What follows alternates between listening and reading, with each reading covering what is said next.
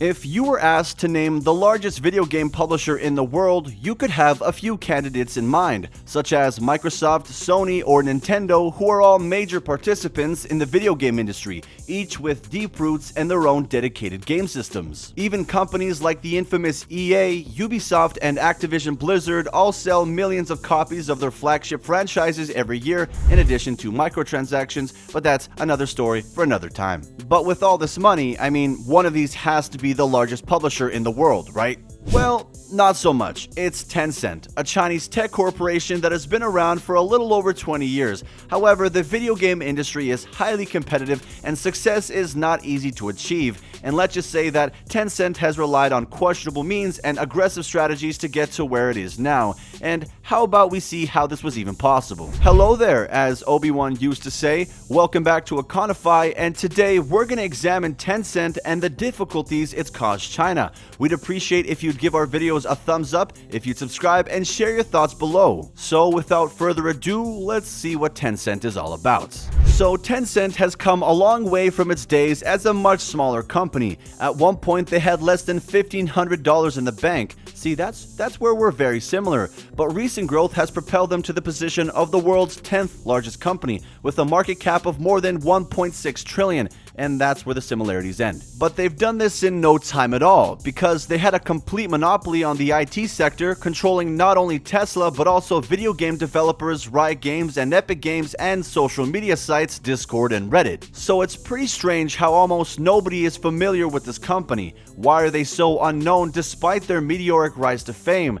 Well, that's because Tencent is more than just a company. It's a tool of the Chinese government, and it's gotten to where it is today by flouting the law, wiping out its rivals, violating human rights, and working hand in hand with the Chinese Communist Party. And now the CCP is eager to exploit Tencent's centralized structure and publicize the company internationally now that it's established its dominance. Since the CCP has greatly increased its global surveillance, censorship, and control, governments around the world make a lot of effort to bring down the Chinese IT giant Tencent. The founders of the company were motivated to start it after seeing the widespread adoption of foreign instant messaging services within China, and they reasoned that they could offer an even better service to their home country's consumers by developing a service tailored specifically to their needs. However, even at this early stage, Tencent used dishonest business practices, and their first mistake was stealing the name of a foreign capacitor. And what's actually funny about this is that they named their product OICQ by adding the word to the already well-known app ICQ. But regardless, it was a great success at the end of the day, and the master program quickly gained popularity. It initially had only 500 users, but as each day passed after its release, more and more users poured in, eventually causing many issues though. You could say that as a result of this success, Tencent eliminated its competition in the fields of social networking, online dating, banking, antivirus software, and pretty much anything else you can think of. As a result, they had created an unstoppable monopoly through the use of bad tactics with which they were bullying their rivals into submission. A lot of businesses and China's elites were incensed by Tencent's monopolistic behavior, and eventually the Chinese Supreme Court noticed and decided to take action against them. They were always able to get away with way too many violent attacks on the Chinese people for far too long. Many people hoped that they never got away with monopoly because of the CCP, who they believed would inevitably step in and do something. But the CCP surprised everyone by deciding to allow Tencent to expand instead of punishing them. The CCP did not try to limit the expansion of Tencent, rather it let it flourish unchecked. And due to that extremely lenient stance taken by the Supreme Court, a precedent had been established that made the close ties that exist between Tencent and the CCP abundantly clear. So with the CCP's backing, Tencent was technically safe from all competitors. In fact, maybe not too surprising is that many CCP officials even served on the company's executive boards. And since CCP and Tencent were so intertwined, the next step in the attention strategy was to make the most of the partnership between the two. Tencent's market dominance in China had prompted worries about the company's potential effects on the Chinese economy, and they had been criticized for their role in the spread of fake news and misinformation as well as for its alleged censorship of certain topics in the Chinese media. One major thing it had been criticized for was contributing to the accumulation of wealth in China's most elite families. Due to its near total dominance of many of its target markets, the company had amassed vast wealth, and in China this helped a select few individuals and corporations become extremely wealthy while many others struggled to make ends meet.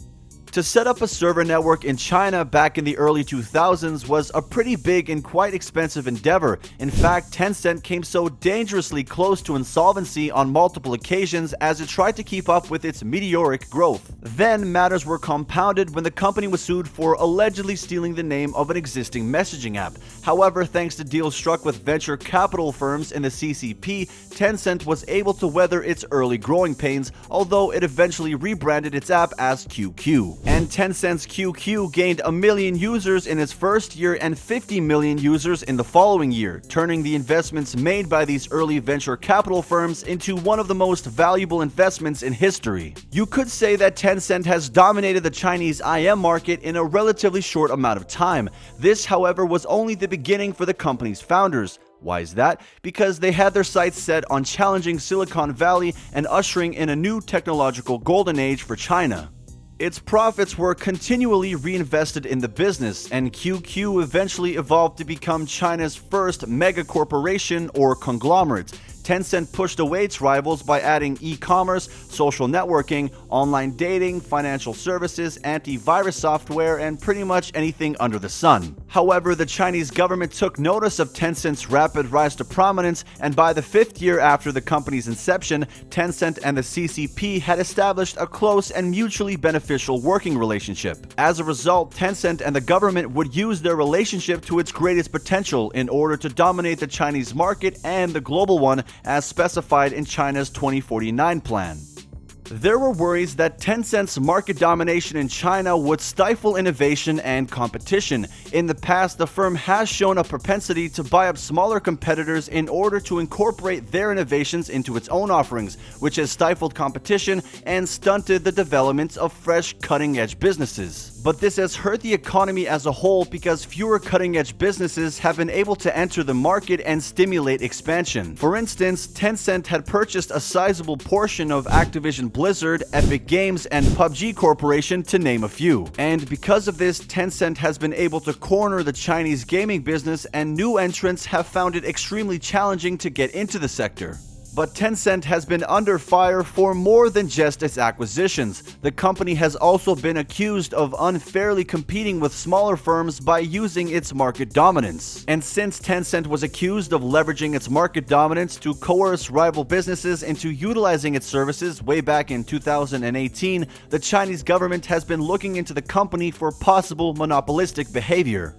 After a decade of unchecked growth, China's massive internet industry accepted a new era of moderate expansion, and after a government crackdown erased over $1 trillion in market value of Tencent in 2021, companies like Tencent began prioritizing profitability over market grabs of previous years. Those are some serious doubloons. However, Tencent's problems in Beijing still persist. They have yet to receive approval for a single title this year, despite the fact that approvals resumed in April after a months-long hiatus meant to curb addiction. Now, since the Chinese government began cracking down on tech giants, Alibaba co-founder Jack Ma disappeared for over 2 months before eventually returning to China from exile. And after being worth nearly $1 trillion at the beginning of 2022, Tencent has seen its stock price drop by more than half as a direct result of this crackdown. This development did not emerge from thin air, but rather is the result of several simultaneous developments in China over the past few years.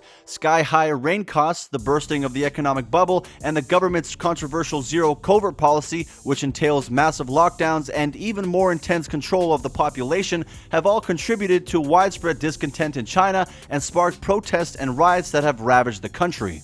Tencent's influence extends far beyond the realm of economics. The company has also been criticized for working with the Chinese government to censor and repress content on its platforms, which would continue the government's long tradition of restricting particular topics and silencing dissent, which has ultimately hurt people's rights to free speech and the dissemination of information. And although the world has begun to see the danger posed by China, the harm has already been done, and the process of removing Tencent has only just begun, but will it ever be fully realized? Well, no one really knows. And that's it for today, guys. Do tell us what you think about the video in the comments, and as always, thank you so much for watching, and I will see you in the next one.